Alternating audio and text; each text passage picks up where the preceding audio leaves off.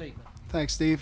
First and foremost, we appreciate you guys being here today, and we're just thrilled to host a regional. First time since 2002. We've obviously had a great regular season in order to get to this point. We're relatively healthy, which is always a key thing at the end of the year, and we're playing good baseball right now. So just really excited to get this started and play in front of our home crowd tomorrow. I know it's going to be a packed house, and I know there'll be some good baseball here this weekend. Questions for the student athletes? Connor, just how excited are you to get the start tomorrow to open up play? Really excited. I think it's really cool to throw the first hosted regional game since 2002 at Wake. I mean, when I came here as freshman year, that's probably one of the things I really wanted to do. So I'm really excited that Coach Walt's given me the opportunity to do that.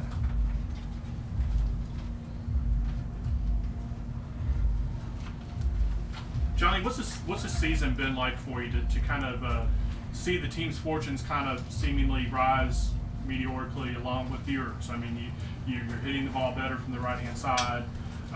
Your numbers are up in every respect. What's this entire season been like for you?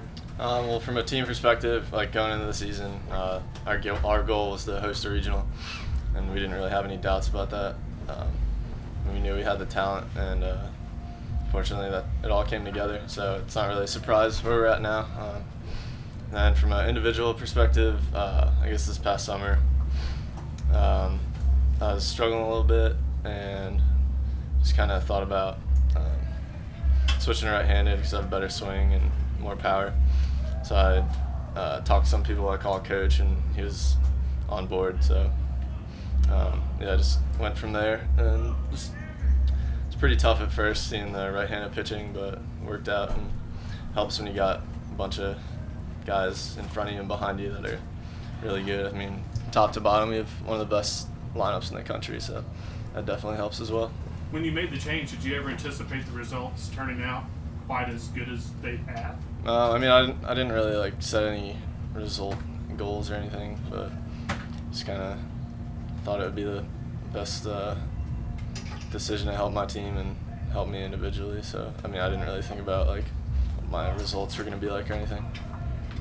From a personal standpoint, what adjustments have you made through the season? Because from an observer standpoint, it seems like your strikeout rate has decreased significantly the back half of the season. Is there some adjustments that you've made as the season's progressed? Yeah, I mean, I think it's just, I mean, obviously the biggest thing is swinging at the right pitches and being under control, and that's something I talk about with the coaches all the time.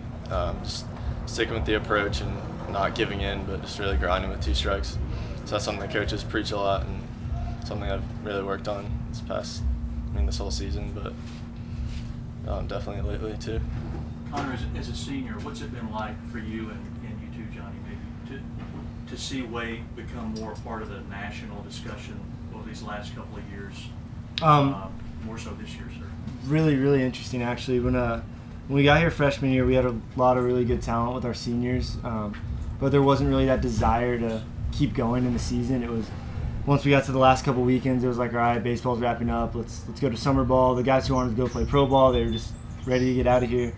And we kind of cleaned house sophomore year, and that was definitely a big down year for us. And I think once we all came together last year, and then obviously this year, it's been really exciting for everybody. I think we all have the same goal now, and we definitely have something we really want to accomplish. And we set goals before the season started, actually, in the old clubhouse. And I think we've hit every single one of them so far, so it's very exciting.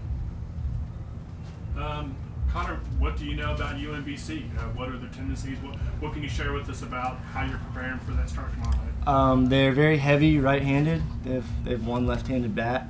They have a few guys who are pretty quick, and I know that they like to do some stuff on the base pass that's going to try to mess you up. But I think if you can keep a decent rhythm and keep them off balance, then it shouldn't be anything that's too difficult to handle. Yeah, it's been a process. You know, in the last 2 places I was, George Washington and New Orleans, the turnaround was a little quicker because those leagues weren't as good. There weren't as many teams playing at a high level in those leagues, so you could gain ground more quickly. In our league, you know, with Florida State and Clemson and Virginia and Carolina and Georgia Tech, you go up and down the line. It's murderer's row, so it takes a little longer to kind of establish your culture and get your traction in recruiting. And certainly these facilities, David Couch stepping forward and making a huge commitment to the program.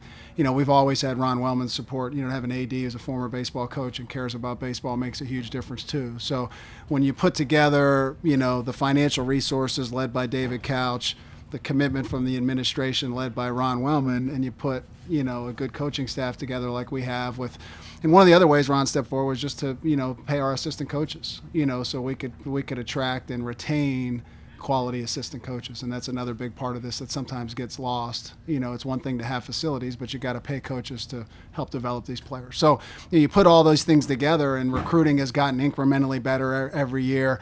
Our quality of leadership and character has gotten better every year, and as that's happened, our program has kind of morphed. And CJ said it really well. It's really a work ethic thing as much as anything. These kids, they live and breathe baseball. I think when I got the job at Wake Forest, it was, a bunch of talented kids who really wanted to come to Wake Forest, and baseball was second. And now it's baseball first, and hey, I want to get a good degree too. And there's a difference in those two mindsets, and I think we're seeing the results of that now. Coach, when we talked to Coach Mazie, he said that when he's done playing, one of the first scores he looks at is Wake Forest to see how you guys are doing. How would you kind of quantify your friendship or relationship with Coach Mazie? Well, Maze is, we grew up, in neighboring towns, and I watched him play growing up. He played at Clemson, was a great two-way player at Clemson, and he was somebody that he was 3 years older, or he is 3 years older than me, and so he was ahead of me, and I watched him play. There's a big national tournament in Johnstown that we have every year, AAA tournament, where we'll get 12, 14,000 people for opening night for the home team to play.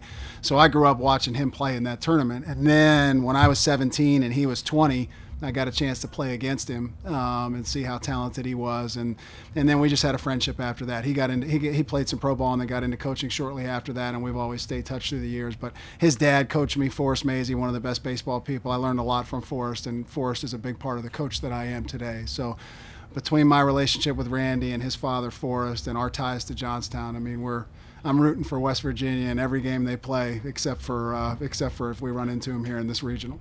So when you say when you're 17, he was 20, you got a chance to play against him, and you say he also was a two-way player. So did he actually pitch to you at some point? Did you have an at-bat against him? That's a great question. I don't remember that. That's a good question. I think he was a really good center fielder, and I don't think they needed him to pitch a whole lot in the regular season. So I think he kind of just pitched in the postseason. I don't remember him pitching a whole lot in the regular season. He batted third and played center field. That's how I remember him best. And then you say his father was your coach for a while. What point was his father your coach, and where was that at, and that kind of stuff? It was in that same league, that Johnstown AAA BA league. So once Randy moved on, Forrest became the coach of my team and took us to that tournament when I was 18, 19, and 20. So I had Forrest for 3 years, and actually had him once when I was 16 in a travel tournament. We went and played in Columbus, Ohio, and loaded up in the vans, and Forrest was the coach of that team too. So I used to go over, and after that I stayed in touch with Forrest. We used to go over to Forrest's house and play poker. I'd come back from college, and we'd instead of going out to the bars and drinking, we'd go to Forrest and play poker. So was Forrest a good poker player? No, his girlfriend used to get mad. He'd wake her. He'd go steal money out of her purse. So we used to take Forrest's money.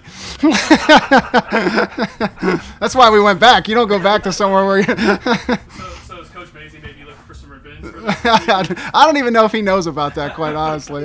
Forrest, you know how it is with when you're gambling. You only talk about the wins. You never talk about the losses. Coach, what do you guys have to do to be successful this weekend?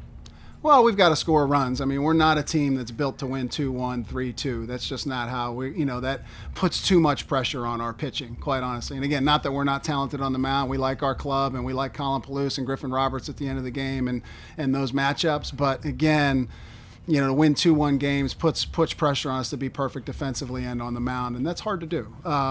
So we're kind of set up to win the 6-4, 6-5, 7-4, type games. So we need to swing the bats well up and down the lineup. Do you have to change your approach now for tournament baseball? No, I don't think so. I think that's the key to playing well is to do what you've been doing all year. As I told the guys, there's a reason we're hosting. We have a good club and we've got talent. So we don't need to play over our head. When I was in the days when I was at GW, we got to the regional down here in Winston-Salem and we needed to play way over our head if we were going to come out of this regional. Well, now we don't need to play over our head. We just need to do what we've been doing all year and stay on our branch, so to speak.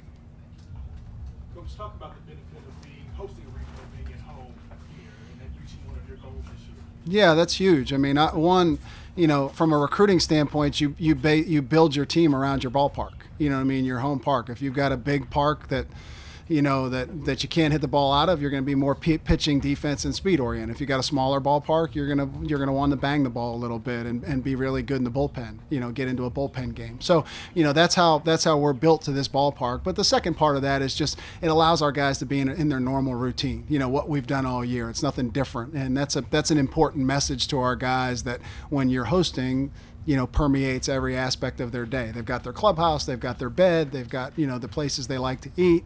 Everything's easier for them and less stress. And you get more rest. You don't have to travel. Down the stretch of the year, I don't think people realized how fatigued we were. You play a series at Florida State. We played 5 games, that week with Florida State, and then we played another midweek game, and then we had the short series against Pitt, and then right to Louisville. So all that travel to Florida, Tallahassee, bus rides to Louisville. We were fatigued at the end of the year, and we needed this week to kind of get our sea legs back, so to speak, and get fresh. And so this week's been really good for us. As you look ahead to UMBC, what do you see? Yeah, I used to play against them a lot when I was at GW, and I know Bobby Muma, their head coach, really well, and very aggressive offensive team. I mean, they're going to come out swinging. They're not looking to walk. They're going to come out swinging the bat. So you've got to make pitches. You got to make pitches against them, or they're going to hurt you. So they've always been an offensive-minded team, and they're built that way. You can see their doubles numbers, a lot of doubles. And that's how their offense is built. So, again, CJ, this is the right matchup for us. I thought that was a pretty easy decision. I think it's a good matchup there. And then, obviously, knock on wood, if we can find a way to win on Friday, have Parker Dunshee going in the winners bracket game. Going 2-0 in a regional is such an unbelievable advantage over coming through the losers bracket. Difference between playing one less game and maybe even 2 less games than everybody else.